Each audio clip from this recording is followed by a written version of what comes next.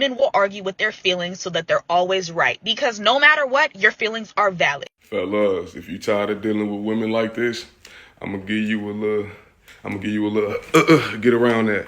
If you recognize that you're engaging with a woman who will argue with her emotions, this is what you can say. Yes, your emotions are valid and they're completely correct. I will not invalidate, neither will I minimize your emotions. But I will not tolerate your behavior, neither will I tolerate you minimizing my emotions, perceptions, or thoughts in order to make yours more valid.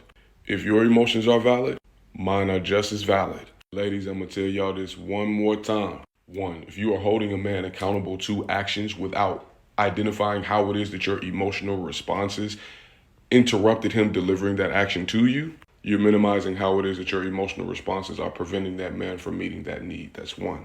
Two, if you emotionally overwhelm men with the intention of getting what it is that you want at the end of that emotional overwhelm, in other words, you feign being upset in order to get what you want, that's emotional manipulation. I don't give a damn what you say. Three, you can only hold a man accountable to something that has been communicated and agreed to.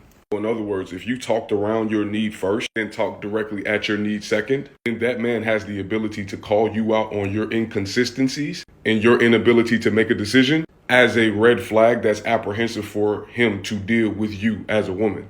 If you expect a man to put you before his purpose or his own needs of self-care, and then turn around and get upset when he attempts to assert boundaries with you, if a man is identifying a pattern of your behaviors and how it is that it's impacting his emotional stability, and you deflect to you feeling some type of way because he called you out, or in other words, when a man brings something to your attention and then all of a sudden the conversation becomes about your feelings, that's mental gymnastics in order to avoid accountability for what it is that you've done, or because you don't regulate guilt well, you don't want to be held to altar for what it is that you've done.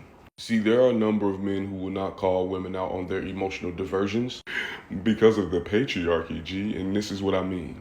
The reason why there are so many toxic women that exist is because we allow masculinity to rob us of the emotional vocabulary that we need in order to call them out.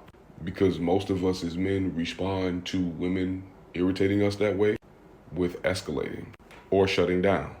Nah, G, it's 2023. We calling everybody out.